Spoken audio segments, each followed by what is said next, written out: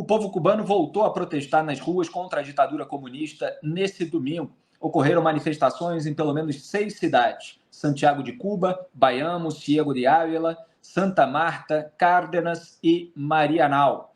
As frases mais comuns gritadas pelos cubanos foram: liberdade, pátria e vida, estamos com fome, não aguentamos mais e queremos comida. Também pediram por eletricidade. Quer dizer, estão pedindo ali pelo básico para a subsistência, pelo menos. Como de costume, a ditadura cortou o acesso à internet para impedir que mais pessoas tomassem conhecimento dos protestos. É censura, para que o mundo não saiba o que está acontecendo na ilha, mas o protagonista está sabendo. Vamos assistir as imagens. Pode colocar, produção. Libertad, libertad, libertad, libertad, libertad, libertad, libertad, libertad, libertad.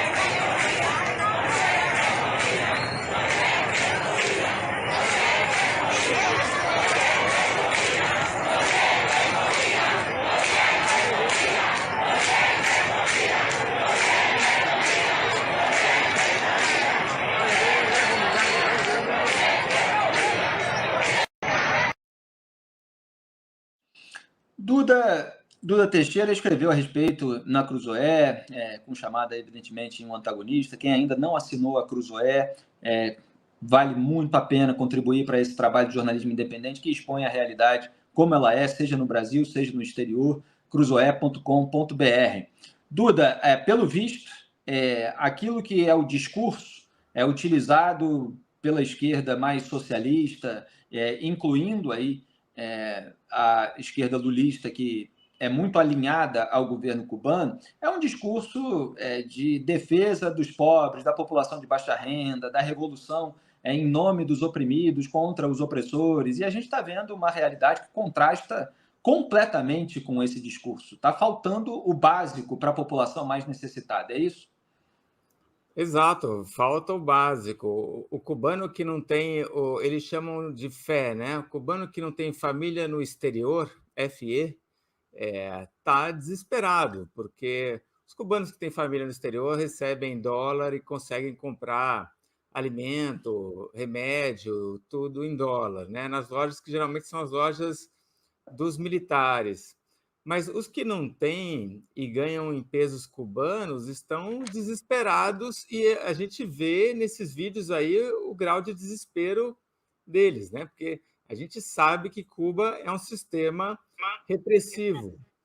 As pessoas estão brigando, estão pedindo, né, comida, porque caiu muito aquilo que elas podem pegar no cartão de racionamento. Cuba tem uma tabelinha que diz ali quanto cada um tem direito de arroz, de óleo, de feijão por mês, e o governo está diminuindo essas quantidades. E a questão do apagão é muito grave, porque Cuba vive de termoelétricas antiquadas que produzem a eletricidade. E essas termoelétricas não conseguem mais suprir a demanda, isso já faz um tempo. O governo tem medo de protestos em Havana, então o que ele faz? Ele mantém Havana com eletricidade, mas as outras províncias ficam sem.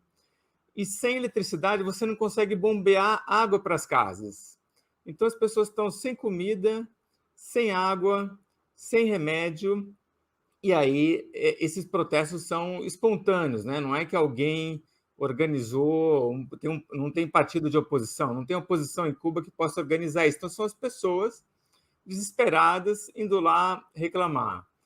Parece muito, o que elas estão pedindo agora é o mesmo que elas pediram em 11 de julho de 2021, que quando a gente teve também protestos massivos em Cuba, naquela época foram mais de 80 cidades, né? E desde então a ditadura não fez nada para resolver o problema, né? Eles só aumentaram a repressão. Então adiaram a solução do problema. Até agora não estão fazendo nada. A única coisa que eles estão fazendo para tentar reduzir os protestos é depois distribuir alimento de graça, que é uma coisa que Cuba também não fazia, começou a fazer depois de 2021, com medo de uma revolução, né? E o Brasil tem contribuído para fortalecer a ditadura, mandando alimentos para Cuba. Isso aconteceu em fevereiro, mandaram 125 toneladas de leite em pó, arroz, milho e soja, né? Então, Cuba é um estado parasitário que depende da ajuda de outros países, porque tem um sistema que não funciona. Agora, enquanto não resolver o problema de fundo que tem lá, que é uma economia centralizada e ineficiente, esses protestos vão continuar acontecendo.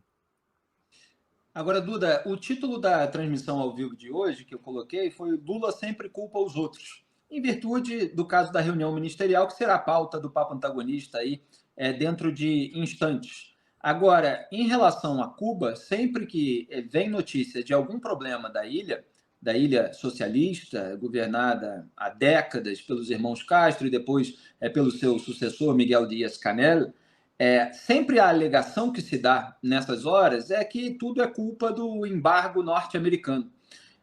Dá para encaixar essa alegação agora diante dessas pessoas esfomeadas? É claro que não, né? Esse argumento do bloqueio americano, na verdade, nunca fez o menor sentido. Foi usado agora pelo ditador, o Miguel Díaz-Canel, ele está falando, mas tem um bloqueio americano, né? E é por isso que a gente não tem as coisas. Mas vamos na realidade, né? Um produtor de leite de Cuba só pode vender leite para o Estado. E é controladinho, ele não pode pegar, por exemplo, uma sobra, fazer um queijo e vender para o vizinho, né? Ele é proibido de fazer isso. E o caminhão do Estado passa, atrasa, ou não passa, ou paga muito pouco. Então, isso desestimula as pessoas a produzirem leite, né? Então, é uma coisa que está dentro da raiz do sistema centralizado cubano, que não tem nada a ver com os Estados Unidos. Do planejamento estatal da economia. Exato. Esse mesmo produtor ou pecuarista, ele não pode matar um boi e vender a carne. O cara que mata um boi em Cuba, ele pega mais anos de cadeia do que se ele matasse alguém, né? E quando um boi morre, vai lá um perito do governo para fazer um atestado de óbito para ver do que morreu. E ele não pode vender, o dono não pode vender a carne vai para o Estado, apodrece e é vendida bem depois, né? Porque o cubano, se encontrar um cubano que comeu carne de gado, é raríssimo, né? Só se o cara for realmente do Partido Comunista. Mas esses exemplos que eu estou dando, você vê que as pessoas não têm nenhum incentivo para produzir, né? Para produzir carne, para produzir leite ou o que seja, né? Agora, obviamente, o pessoal do Partido Comunista que vive, eles têm acesso, né, a benefícios, a comida, a remédio, as melhores casas e tal. Eles querem manter um sistema que é bom para eles, mas para a maioria dos cubanos é desesperador. Você deu exemplos aí de como a falta de um livre mercado afeta as pessoas de baixa renda. Porque aqui no Brasil, a esquerda transformou o mercado numa palavra demonizada, que sempre remete a uma elite privilegiada. A elite privilegiada é o que os políticos, os empresários, alvos da força-tarefa anticorrupção compõem, e a gente vai falar sobre isso daqui a pouco com o nosso convidado. Mas você estava falando de uma maneira exemplar a respeito da falta do livre mercado, que impede que as pessoas tenham uma ascensão econômica, uma ascensão social. negociando mercadorias entre si.